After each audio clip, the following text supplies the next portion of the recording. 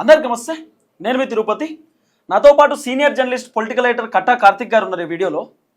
So నిన్నటి నుండి ఒక వీడియో సోషల్ మీడియాలో విపరీతంగా వైరల్గా మారింది.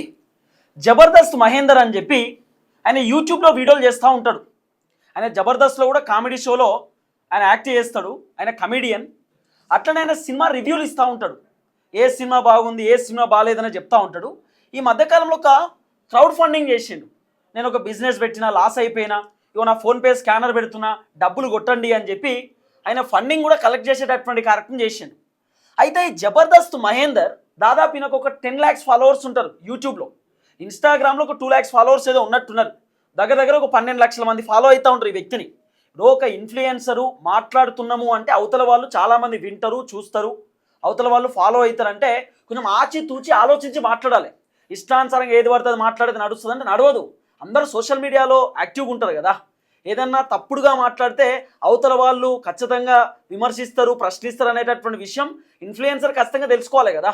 అయితే ఈ యూట్యూబర్ మహేందర్, ఈ జబర్దస్త్ మహేందర్ చేసేటటువంటి తప్పు ఏంటంటే, హైదరాబాద్లో ఉన్నటువంటి ఆంధ్ర వాళ్ళు వాళ్ళ ఆస్తులను అమ్ముతే తెలంగాణ వాళ్ళు కొనడానికి రెడీగా ఉన్నారా? తెలంగాణ వాళ్ళ దగ్గర అన్ని పైసలు ఉన్నాయా? 10-15 సంవత్సరాలు అయినా కూడా తెలంగాణ వాళ్ళు కొనలేరు, తెలంగాణ వాళ్ళకి అంత సీన్ లేదనేటట్టు ఈ మహేందర్ మాట్లాడిండు. అంటే ఓ రకంగా చెప్పాలంటే తెలంగాణను కించపరిచేటటువంటి విధంగా మాట్లాడిండని చెప్పి రకరకాలుగా చాలామంది రాజకీయ విశ్లేషకులు, సీనియర్ జర్నలిస్టులు, తెలంగాణలో ఉన్నటువంటి మేధావులు చెప్తున్నటువంటి మాట. ఆల్రెడీ మహేందర్ ఇప్పుడు ప్రజెంట్ లేడు, హైదరాబాద్లో లేడు. హైదరాబాద్ మణికొండ దగ్గర ఆయన ఆఫీస్ ఉంటుందట. ఆయన చాలాసార్లు చెప్పిండు మణికొండలో ఉంటా అని చెప్పి. సో ఆయన ఫోన్ స్విచ్ ఆఫ్ పెట్టుకున్నాడు. ఆయన ఇప్పుడు వైజాగ్ వెళ్ళిపోయిండు. వాళ్ళ సొంతూరు ఏదో వైజాగ్ అంటే వైజాగ్ వెళ్ళిపోయిండు. ఆల్రెడీ మధ్యకాలంలో ఆంధ్ర తెలంగాణ అనేటటువంటి కొన్ని వివాదాలు జరిగినాయి. పవన్ కళ్యాణ్ గారిని రకరకాలుగా విమర్శించారు, రకరకాలుగా మాట్లాడే కార్యక్రమం చేశారు. అన్ని సద్దుమణిగినటువంటి టైంలో ఈ జబర్దస్త్ మహేందర్ చేసేటటువంటి ఒక వ్యాఖ్య మీద చాలామంది రకరకాలుగా మాట్లాడుకునేటటువంటి కార్యక్రమం చేస్తున్నారు. అసలు ఈ మహేందర్ ఎందుకు ఇట్లా మాట్లాడిండు, మనకి ఈయనకు ఏమైనా చిప్పు దొబ్బిందా, ఏం జరిగింది అనేది సీనియర్ జర్నలిస్ట్ కార్తిక్ గారు ఉన్నారు. కార్తిక్ గారితో మాట్లాడి తెలుసుకునేటటువంటి కార్యక్రమం చేద్దాం. కార్తిక్ గారు నమస్తే. సో ఈ జబర్దస్త్ మహేందర్ ఆయన ఒక వీడియో చేస్తారు. హైదరాబాద్లో ఉన్నటువంటి ఆంధ్ర వాళ్ళు వాళ్ళ ఆస్తులను అమ్మితే తెలంగాణ వాళ్ళు కొనలేరు, తెలంగాణ వాళ్ళ దగ్గర అన్ని పైసలు ఉండవు, 10-15 సంవత్సరాలు అయినా కూడా కొనే పరిస్థితి లేదు అని మహేందర్ అంటాడు. సో ఎట్లా చూడొచ్చు ఇలాంటి మాటలను? యూట్యూబర్ అంటే ఏం చేస్తాడు? Cinema review. జబర్దస్త్ అంటే వెకిలి వేసాలు వేస్తుంటాడా? వెకిలి వేసాలు, వెకిలి కామెడీ అంతేనా? ఇది కూడా అంతే, వెకిలి కామెడీ అనుకో.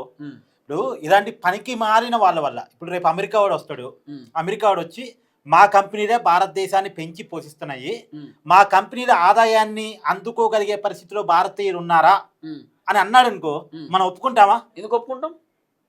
ఒప్పుకోం కదా. ఇప్పుడు ఇలాంటి వాడి కామెంట్ కూడా అంతే, పిచ్చి నాయాలు. వీడి ఇలాంటి వాళ్ళ వల్ల ఆంధ్ర తెలంగాణ ఇష్యూస్ జనరేట్ అవుతాయి.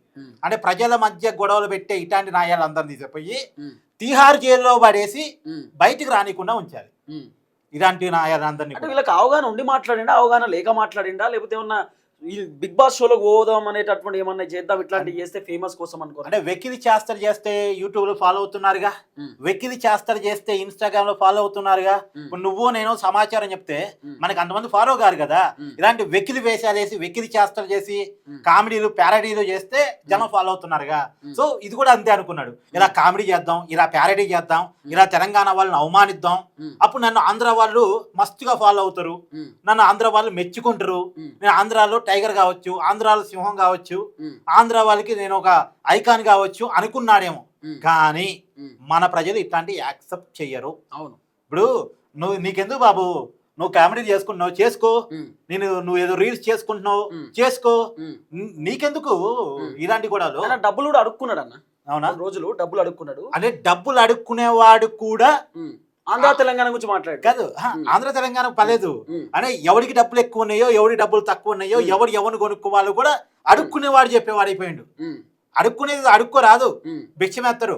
ఇప్పుడు తెలంగాణలో అడుక్కుంటున్నాడు మణికొండలో కూర్చొని, అడుక్కొని తెలంగాణ ప్రజలు అదో ఇదో భిక్షమేస్తారు. తెలంగాణ ప్రజల మీద పడి తినేవాడు, తెలంగాణ ప్రజలు భిక్షం వేస్తే తినేవాడు ఇలా తెలంగాణ ప్రజలను అవమానించే స్థాయికి వెళ్ళిపోయిందంటే ఏమనాలి? ఇంకా ఆంధ్ర తెలంగాణ గొడవలు పెట్టే స్థాయికి వెళ్ళిపోయిందంటే ఏమనుకోవాలిగా? భిక్షం అడుక్కునేవాడు భిక్షం అడుక్కునే వాళ్ళలాగా ఉండాలి. కానీ వాడు అన్నం పెట్టే వాడిని వెక్కిరించే స్థాయిలో ఉండకూడదు. ఏదో ఈ మహేందర్ ఉండేది హైదరాబాద్లో, హైదరాబాద్ అన్నం తినుకుంటూ, హైదరాబాద్ గాలి పీల్చుకుంటూ, హైదరాబాద్ నీళ్ళు తాగుతుంటూ, మళ్ళీ హైదరాబాద్లోనే ఆంధ్ర వాళ్ళంటే ఏముంటుందని అందరు కలిసే కదా ఉన్నది. ఆంధ్ర తెలంగాణ అనే వివాదాలు ఎక్కడ లేవు కదా. తెలంగాణలో అయితే ప్రజెంట్ కొంతమంది చేస్తుర్రేమో కానీ అందరూ అయితే కాదు కదా.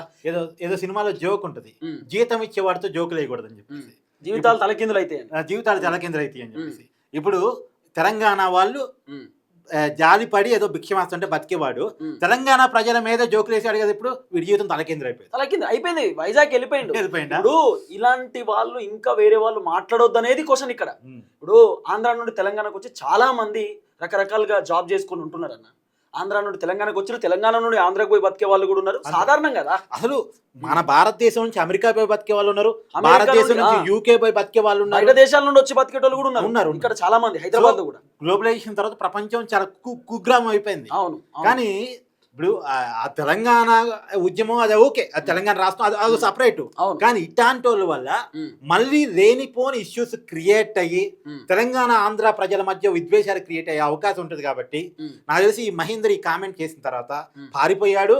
ఇవాళ కాదు రేపైనా దొరుకుతాడు. తీసపోయి తిహార్ జైల్లో పడేస్తే అక్కడేదో పెడతా ఉంటారు కదా భోజనాలు, ఇక తినుకుంటే అక్కడేదో వాళ్ళని అడుక్కొని బతుకుతూ ఉంటాడు. అసలు ఈ ఇష్యూ ఎట్లా బయటకు వచ్చిందంటే, ఇడుపు కాగితం అని చెప్పి ఒక మూవీ సంబంధించిన ఇష్యూ తెరపైకి వచ్చిందన్న. అంటే ఎక్కడ కూడా పొలిటికల్ లీడర్లు మాట్లాడలే, ఆ తర్వాత ఇన్ఫ్లుయెన్సర్స్ మాట్లాడలే. పనికిమాలిన వాళ్ళు కొంతమంది ట్విట్టర్లో ట్వీట్ పెట్టుకునే వాళ్ళు ఉంటారు కదన్న. అంటే బాగా ఏ పని లేకుండా ఉత్తగానే ఇంటికాడ కూర్చొని ఖాళీగా ఉండే వాళ్ళు ఉంటారు కదా. వాళ్ళు రేజ్ చేసినటువంటి పాయింట్ అంటే ఇది తెలంగాణ యాసలో ఉంది, మొత్తం ట్రాన్స్లేట్ చేస్తారా ఏపీలో, మాకేం అర్థమైతలేదు. ఆ కోణంలో మాట్లాడేసరికి దాంట్లో ఈయన ఇన్వాల్వ్ అయ్యింది. ఇప్పుడు ఇతను వైజాగ్ అంటున్నావు కదా, ఉత్తరాంధ్రకు కూడా సపరేట్ యాస ఉంటుంది. ఉత్తరాంధ్ర వాళ్ళకి, శ్రీకాకుళం వాళ్ళకి సపరేట్ యాస ఉంటది. ఓకే, దాన్ని మనం వెక్కిరిస్తే బాగుంటదా? ఆ వెక్కిరించం కూడా మనం వెక్కిరించొద్దు కూడా. ఎస్. అలానే ఈస్ట్ వెస్ట్ వాళ్ళకి ఒక యాస ఉంటది. తర్వాత రాయలసీమ వాళ్ళకి సపరేట్ యాస ఉంటది. రాయలసీమ యాస ఎన్ని సినిమాలు రాయా, అవును, తెలంగాణలో ఎంత హిట్ కాలే. అవును. సో ప్రతి వాళ్ళకి ఒక యాస ఉంటది, ప్రతి వాళ్ళకి ఒక మాండలికం ఉంటది.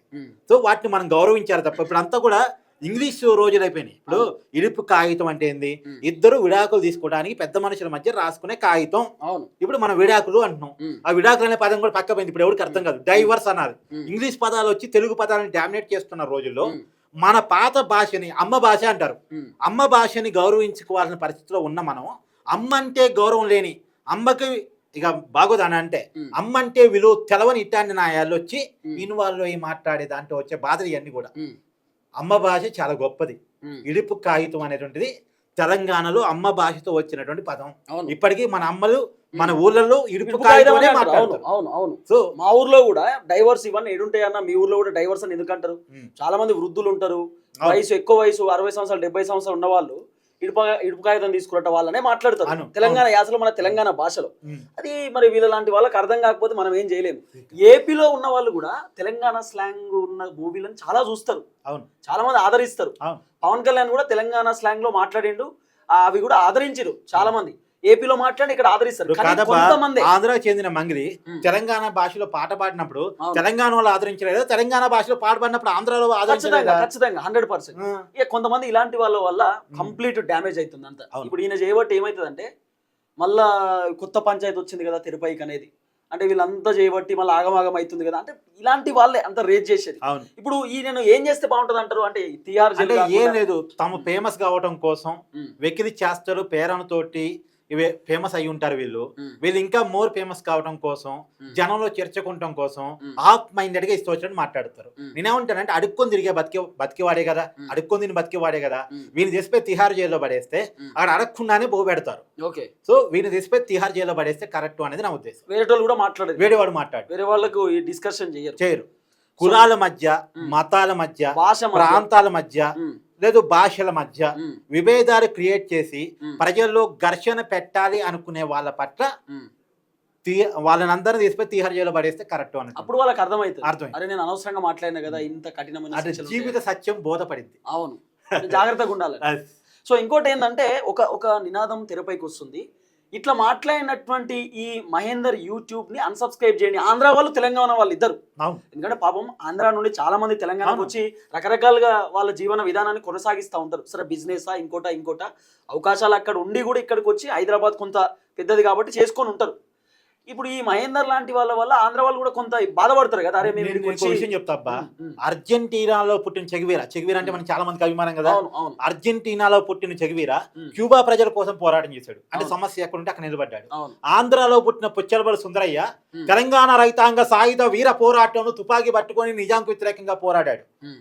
పుచ్చలబడి సుందరయ్య ఆయన పుట్టింది నెల్లూరు, ఓకే. కానీ తెలంగాణ గడ్డ మీద పోరాటం చేశాడు. ఉమ్. అలాగే ఇక్కడ తెలంగాణ గడ్డ మీద పుట్టిన పివి నరసింహరావు ఆంధ్ర నుంచి నంద్యాల నుంచి పోటీ చేసి దేశానికి ప్రధాని అయ్యాడు. తెలంగాణ ముద్దుబిడ్డ పివి అవును నరసింహరావు. అవును సో ఈ తగాదు మనకి ఎప్పుడూ లేదు, ఉమ్. ఇట్లాంటి వాళ్ళ వల్ల క్రియేట్ అవుతుంది. ఇప్పుడు ఈయన యూట్యూబ్ ఛానల్ ని అన్సబ్స్క్రైబ్ చేస్తే బెటరే కదా, అంటే మంచిది. ఫాలో అవుతున్నటువంటి వాళ్ళు ఇలాంటి మంచిది. వాళ్ళని ఫాలో అవడం కూడా కరెక్ట్ కాదు కదా. మంచిది. జనాల మధ్య తగాదు పెట్టే వాళ్ళకి దూరంగా ఉండడం చాలా యా. మంచిది. సో ఇప్పుడు మీరు మహేందర్ ఇలాంటి వాడితో ఇడుపు కాగితం అవసరం మనకి. ఇడుపు కాగితం, ఈయనతో ఇడుపు కాగితం తీసుకుంటేనే మంచిది, మనకి అవసరం లేదు ఈయనతో మనం పంచాయతీ పెట్టుకోవాల్సిన అవసరం కూడా లేదు. సో ఈ మహేందర్ కి సంబంధించిన యూట్యూబ్ ఛానల్ ఉంటుంది, మహేందర్ వైబ్స్ అని చెప్పి, జబర్దస్త్ మహేందర్ అని కొట్టినా కూడా యూట్యూబ్ లో వస్తుంది. దాదాపు 10 లక్షల మంది ఫాలోవర్స్ ఉన్నారు, ఈయనకు సబ్స్క్రైబర్స్ ఉన్నారు. ఈయన మొహానికి సక్కదనానికి అవసరం లేదు 10 లక్షల మంది, ఎందుకంటే గింత ఘోరంగా మాట్లాడే వాళ్ళని మనం ఎప్పుడు చూడలే. అవగాహనతో మాట్లాడాలి. ఈ మధ్య వాడు ఎవరితో ఇడుపు కాగితం తీసుకున్నారుగా మన జనాలంతా, వాడు సోషల్ మీడియాలో బాగా నాన్ వేషన్ నాన్ వేసిన వీరితో కూడా ఇడుపు కాగితాలు తీసుకుంటే తీసుకోవాలి. నిజంగా చెప్తున్నా, ఎవరికైతే ఇలాంటి వాడు అవసరం లేదు, ఇలాంటి వాడు వల్ల మేము ఇబ్బంది పడుతున్నాం అనుకుంటారో ఇమీడియట్లీ అన్సబ్స్క్రైబ్ చేసుకోండి. దయచేసి వీడియో అందరికి షేర్ చేయండి. అందరికీ నమస్తే, థ్యాంక్ యూ సో మచ్. జై తెలంగాణ.